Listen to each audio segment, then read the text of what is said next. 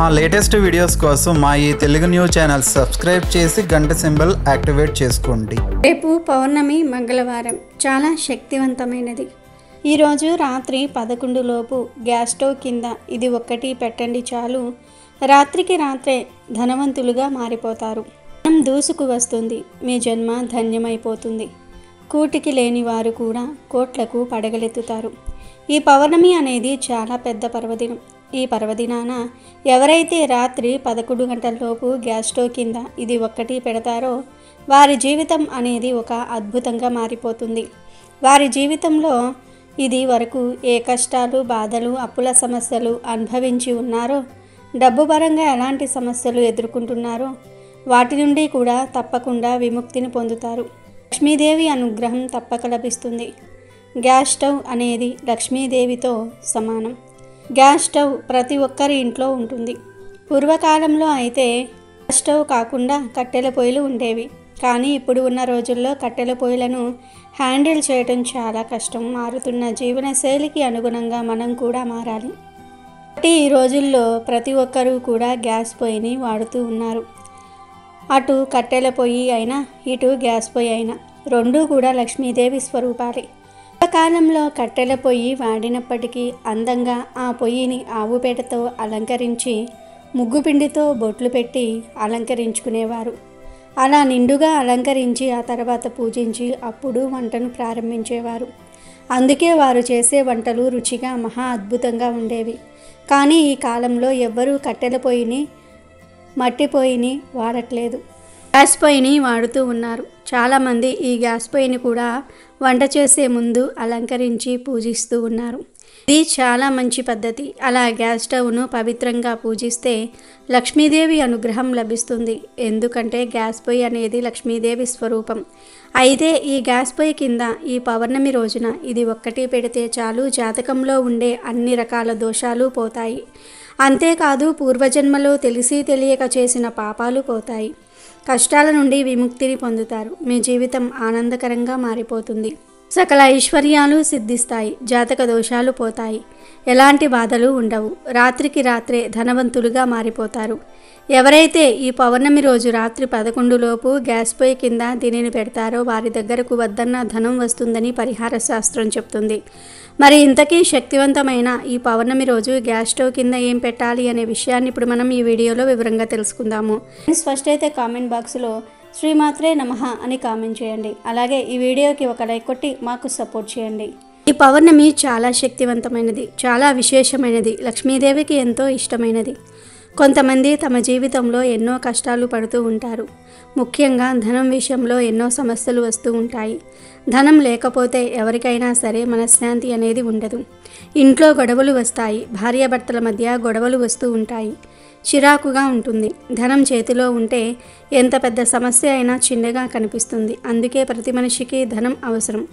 ధనం కోసం మనిషి అందుకే ఎలాంటి పనులను అయినా సరే చేయడానికి సిద్ధపడుతూ ఉంటాడు.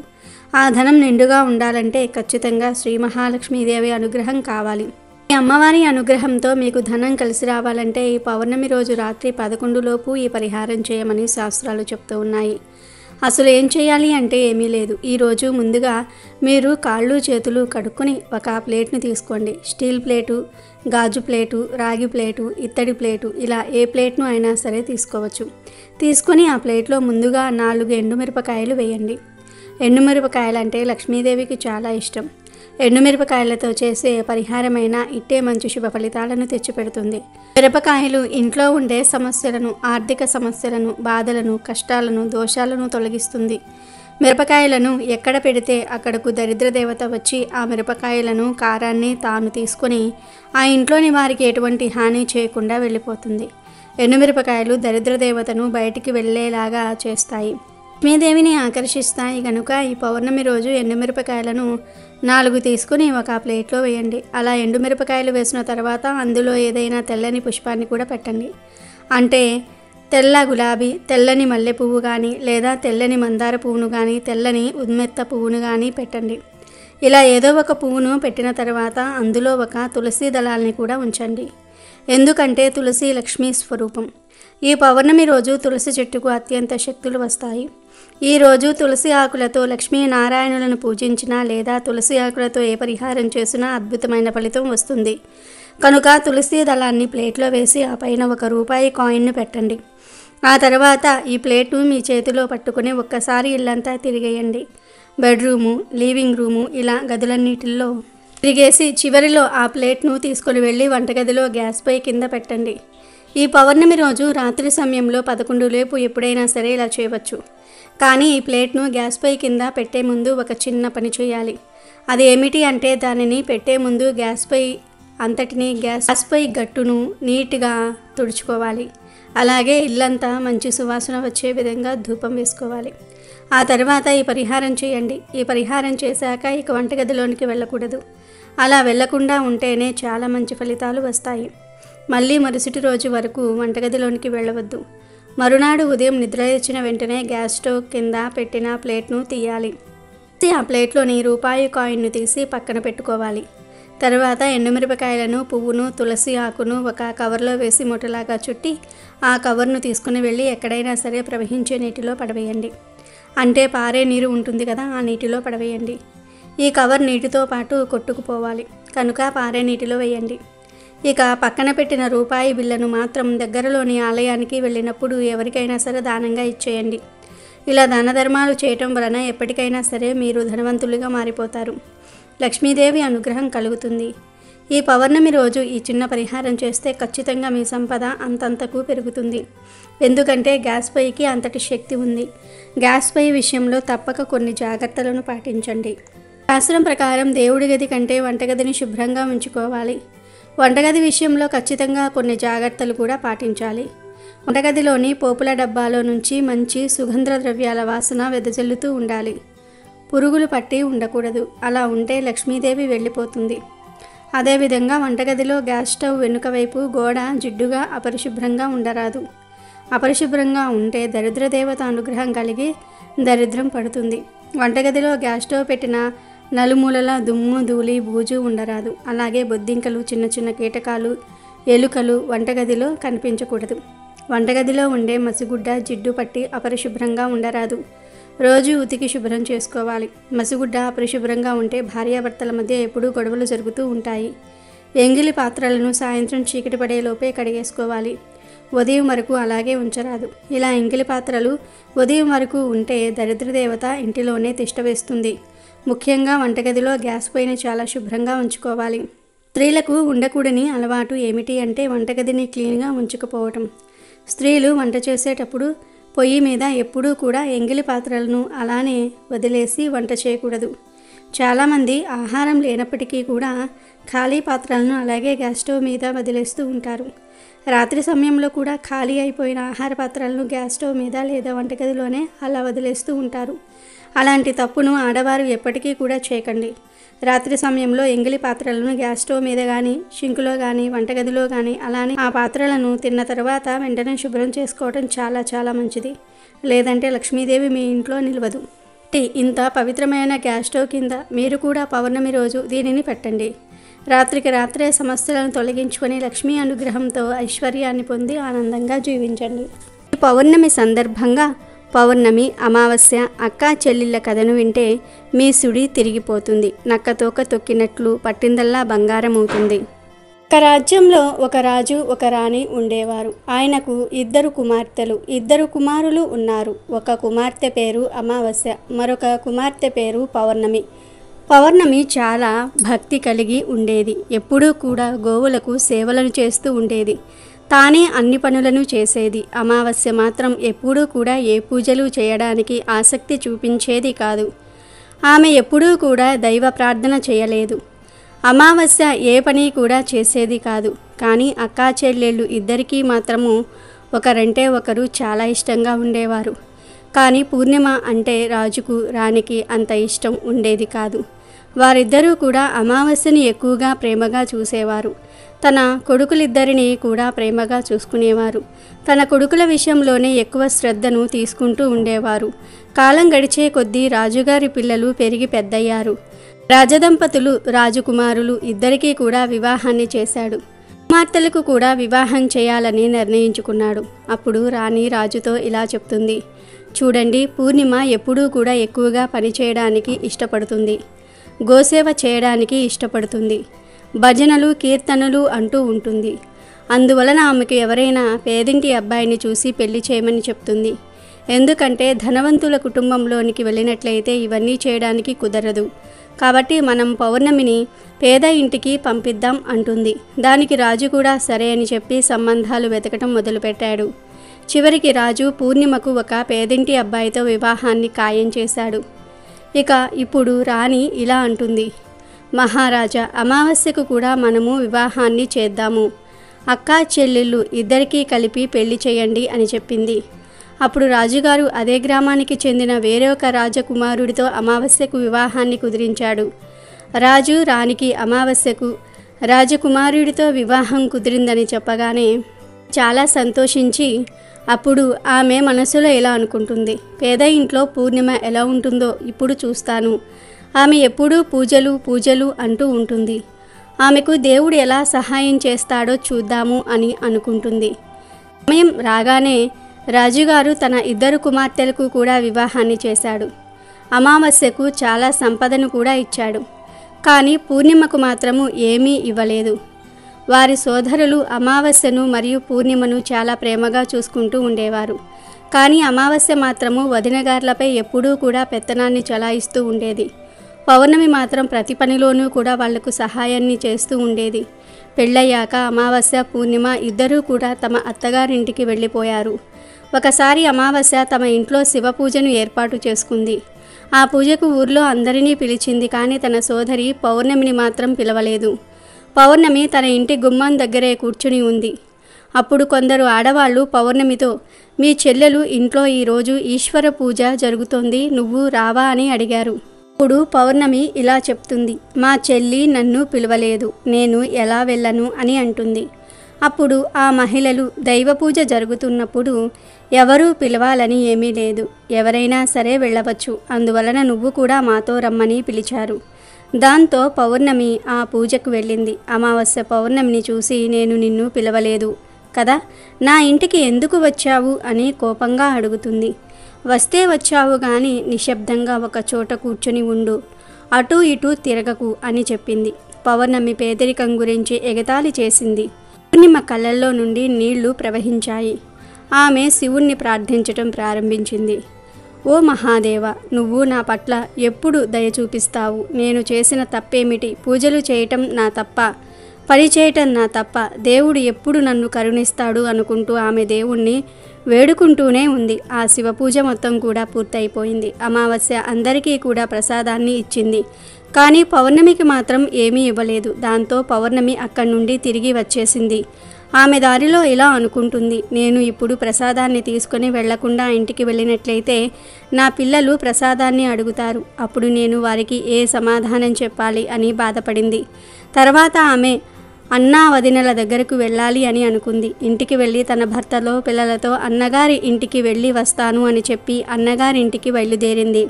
పౌర్ణమి అలా నడుచుకుంటూ వెళ్తూ ఉండగా దారిలో ఒక తులసి చెట్టు కనిపించింది. అక్కడ ఒక వృద్ధురాలు కూర్చొని ఉంది. ఆ ముసలి ఆవిడ పౌర్ణమిని ఆపి, అమ్మా, నువ్వు ఎవరు, ఎక్కడికి వెళ్తున్నావు అని అడిగింది. ఆమె అడిగిన ప్రశ్నలకు పూర్ణిమ తన గురించి ఇలా వివరణ ఇచ్చింది. తనను తను పరిచయం చేసుకుంది. అప్పుడు ఆ ముసలి తల్లి ఇలా అంటుంది, అమ్మా చూడు, ఈ తులసి మొక్క ఎండిపోతుంది, అందులో కొద్దిగా నీటిని పొయ్యమని చెప్పి ఇక్కడ ప్రదేశాన్ని అంతా కూడా శుభ్రం చేయమని చెప్పింది. తనకు స్నానానికి నీళ్లు కూడా తోడమని చెప్పింది. పౌర్ణమి దయతో సరే అని చెప్పి ఆ ప్రదేశాన్నంతా కూడా శుభ్రం చేసింది. ముసలి అవ్వ స్నానం చేయడానికి నీటిని కూడా ఏర్పాటు చేసింది. ఆమె పాదాలను నొక్కింది. అన్ని పనులు అయిపోయిన తర్వాత, వేరే ఏమైనా పని ఉందా అమ్మా అని అడిగింది. ఏమీ లేదని చెప్పి ఆమె పౌర్ణమికి తన ఆశీర్వాదాలను ఇచ్చింది. పౌర్ణమి ఇంకొద్దిగా ముందుకు వెళ్ళింది. ఇంకొంచెం ముందుకు వెళ్ళేసరికి తనకు ఒక గుడి కనిపించింది. ఆ గుడి దగ్గర ఒక సాధువు కూర్చుని ఉన్నాడు. ఆ సాధువు మరెవరో కాదు, దేవుళ్ళకే దేవుడు మహాదేవుడే అక్కడ కూర్చొని ఉన్నాడు.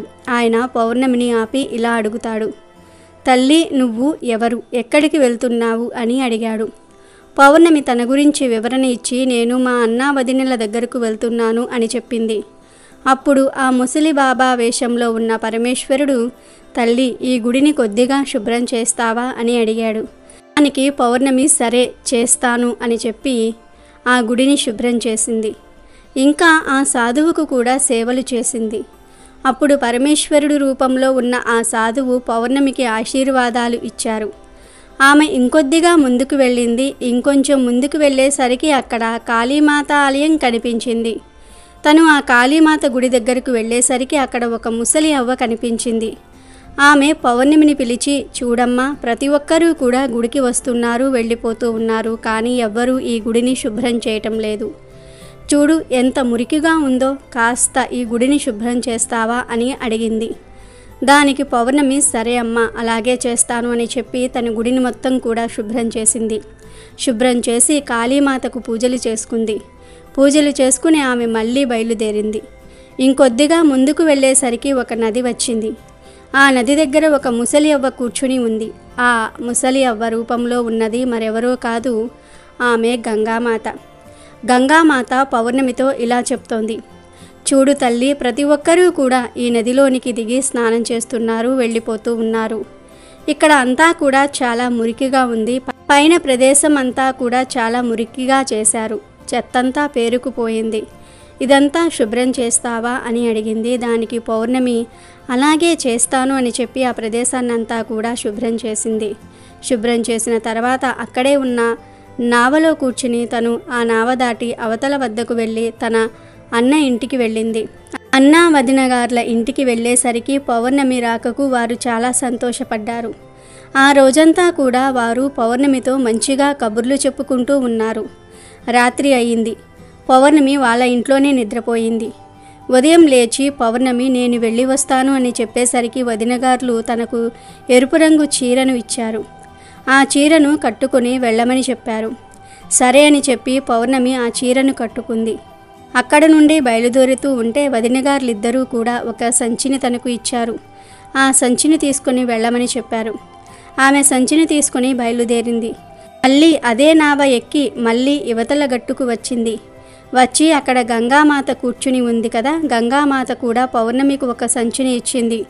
తను ఆ రెండవ సంచిని కూడా తీసుకుంది. పౌర్ణమి ఇంకొద్దిగా ముందుకు వచ్చేసరికి కాళీమాత ఆలయం కనిపించింది. అక్కడ ఉన్న ముసలి అవ్వ కూడా పౌర్ణమికి ఇంకొక సంచిని ఇచ్చింది. ఆ సంచిని కూడా తీసుకొని పౌర్ణమి ఇంకా ముందుకు బయలుదేరింది. ఇంకా కొంచెం ముందుకు వెళ్ళేసరికి తులసీమాత వచ్చింది. అక్కడ కూడా పౌర్ణమికి తులసీమాత దగ్గర ఉన్న ముసలి అవ్వ ఇంకొక సంచిని ఇచ్చింది. అన్నిటినీ తీసుకొని పౌర్ణమి తన ఇంటికి చేరుకుంది. ఇంటికి చేరుకున్న తర్వాత తను అన్నా వదినలు ఇచ్చిన సంచిని ముందుగా విప్పింది. దానిలో మిఠాయిలు ఉన్నాయి, ఇంకా కొత్త బట్టలు ఉన్నాయి. వాటిని తీసి మిఠాయిలను తన పిల్లలకు ఇచ్చింది. కొత్త బట్టలను తన పిల్లలకు ఇచ్చింది. తర్వాత గంగామాత ఇచ్చిన సంచిని తెరిచింది. ఆ సంచి నిండా కూడా బంగారంతో నిండి ఉంది. అది చూసి పౌర్ణమి చాలా ఆశ్చర్యపోయింది. తర్వాత ఆమె కాళీమాత దగ్గర ఉన్న అవ్వ ఇచ్చిన సంచిని తెరిచేసరికి అది కూడా ధనధాన్యాలతో నిండి ఉంది. తర్వాత పరమేశ్వరుడు ఇచ్చిన సంచిని, తులసిమాత ఇచ్చిన సంచిని తీసేసరికి వాటన్నిటి నిండా కూడా ధనధాన్యాలు ఉన్నాయి. పౌర్ణమి చాలా సంతోషపడింది. తన పేదరికం పోయిందని ఎంతో ఆనందించింది. ఇప్పుడు తన ఇంట్లో ఎటువంటి లోటు కూడా లేదు. తను చాలా సంతోషంగా జీవిస్తుంది. కొన్ని రోజులు గడిచిన తర్వాత పౌర్ణమి ఇంట్లో శివపూజను ఏర్పాటు చేసుకోవాలి అని అనుకుంది. అనుకున్నదే తడవుగా తను శివపూజను ఏర్పాటు చేసుకుంది. ఏర్పాటు చేసుకుని అమావాస్యను కూడా తన ఇంటికి పిలిచింది. అప్పుడు ఊళ్ళోని ఆడవాళ్ళందరూ కూడా శివపూజలో పాల్గొనడానికి వచ్చారు. అమావాస్య కూడా వచ్చింది. అమావాస్య పౌర్ణమిని చూసి, నీకు ఇంత ధనం ఎలా వచ్చింది అని అడిగింది. అప్పుడు పౌర్ణమి, నేను మీ ఇంటికి వచ్చినప్పుడు నువ్వు ప్రసాదాన్ని ఇవ్వలేదు. నేను అదే బెంగలో అన్నా వదినల దగ్గరకు వెళ్దామని బయలుదేరాను అని జరిగిన విషయాన్నంతా కూడా అమావాస్యకు చెప్పింది.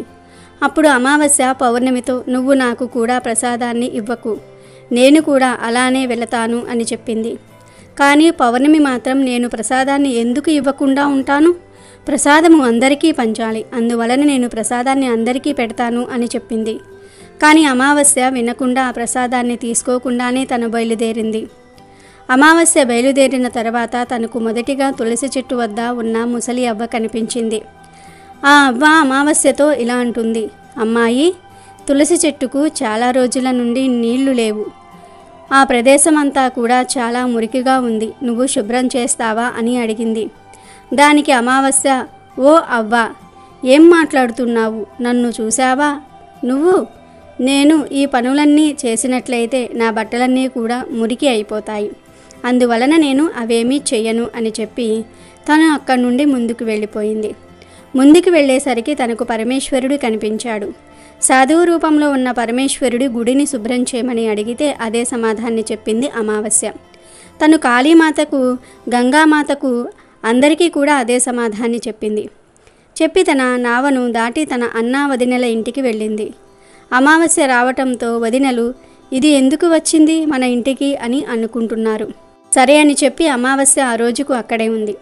మరుసటి రోజు ఉదయాన్నే నేను బయలుదేరుతున్నాను అని చెప్పేసరికి అన్నా వదినలు సరే వెళ్ళి రమ్మని అంటారు. అప్పుడు అమావాస్య, అదేంటి నన్ను వెళ్ళిపోమంటున్నారా? పౌర్ణమి వచ్చినప్పుడు పౌర్ణమికి మీరు సంచిని ఇచ్చి పంపించారు, మరి నాకు ఏమీ ఇవ్వరా అని అడిగింది. అలా అడిగేసరికి వదినలు, అమ్మా, సంచి నీ ఇంటికి పంపిస్తాము, నువ్వు వెళ్ళిపో అని అంటారు. అమావాస్య మళ్ళీ నదిని దాటి గంగామాత దగ్గరకు వచ్చింది. గంగామాతను కూడా నేను వెళ్తున్నాను అని చెప్పింది. ఆమె కూడా సరే వెళ్ళు అని అనేసరికి నాకు సంచిని ఇవ్వరా అని అడిగింది. నీ ఇంటికి వస్తుంది, వెళ్ళిపోమ్మని చెప్పింది అవ్వ. కాళీమాత, పరమేశ్వరుడు, తులసీమాత కూడా సంచి నీ ఇంటికి వస్తుంది, వెళ్ళిపో అని చెప్తారు. అమావాస్య ఇంటికి చేరుకునేసరికి తన ప్రాంగణంలో 5 సంచులు ఉన్నాయి. అమావాస్య ఆ 5 సంచులు తెరచి చూసేసరికి మట్టితోనూ రాళ్లతోనూ పాములు తేళ్లతోనూ నిండి ఉన్నాయి. అవి బయటికి వచ్చి తన ఆస్తిని తినేశాయి. అమావాస్యకు బుద్ధి వచ్చింది. అప్పుడు తను దేవుడా, భగవంతుడా, నన్ను కాపాడమంటూ వేడుకుంటూ ఉంది. అప్పుడే పౌర్ణమి అక్కడకు వచ్చింది. అప్పుడు అమావాస్య పౌర్ణమితో, నీకు సమస్తమైన సుఖాలు లభించాయి, కానీ నాకు ఏమీ లభించలేదు, ఎందుకు అని అడిగింది. దానికి పౌర్ణమి, నేను అందరితో చాలా మంచిగా ప్రవర్తించాను. ఇంకా అన్నా వదినలకు నేను ఎప్పుడూ కూడా సహాయాన్ని చేస్తూనే ఉన్నా. నువ్వు వదినలకు ఎప్పుడూ ఎటువంటి సహాయాన్ని చేయలేదు. నీకు వదినలు ఎందుకు సహాయం చేస్తారు అని అడిగింది. పైగా నువ్వు దారిలో కనబడిన అవ్వలకు, సాధువుకు ఎవ్వరికీ కూడా విలువను ఇవ్వలేదు. వారు చెప్పిన ఏ మాటను కూడా నువ్వు వినలేదు. అందువలనే భగవంతుడు నీకు ఏమీ ఇవ్వలేదు అని అంటుంది. అప్పుడు అమావాస్య పౌర్ణమిని క్షమించమని అడిగింది. ఇదంతా కూడా తెలిసి తెలియకుండానే జరిగిపోయింది అని చెప్పింది. నేను కూడా భగవంతుణ్ణి ప్రార్థించి వీటన్నిటినీ పొందుతాను అని చెప్పింది. అప్పుడు పూర్ణిమ ఇలా అంటుంది, చెల్లి, నువ్వు ఎప్పుడూ కూడా ఈ 3 సూత్రాలను గుర్తుపెట్టుకో. ఈ సూత్రము అందరిపైన కూడా దయ కలిగి ఉండాలి. ప్రతిరోజు కూడా 108 సార్లు ఓం నమఃశివాయ అనే మంత్రాన్ని జపిస్తూనే ఉండు. 3వ సూత్రంగా ఎప్పుడూ ఎవరినీ కూడా బాధ పెట్టకూడదు. మంచి కర్మలనే చేస్తూ ఉండాలి. ఈ 3 సూత్రాలను ఎప్పుడూ కూడా పాటిస్తూ ఉండాలి. వాటిని ఎప్పుడూ కూడా మనసులో ఉంచుకోవాలి. నేను మంచి మనస్సుతో భగవంతుణ్ణి ప్రార్థించాను. అందరికీ కూడా సహాయాన్ని చేశాను. అందరి పనులను చేశాను. అందువలనే నాకు అన్నీ లభించాయి. నీ దగ్గర ఏమున్నాయో అవన్నీ కూడా పోగొట్టుకున్నావు అని అంది. అప్పుడు అమావాస్య బుద్ధి తెచ్చుకొని ఇంటికి వెళ్ళింది. అప్పటి నుండి ఇంట్లో పూజలు చేయటం ప్రారంభించింది.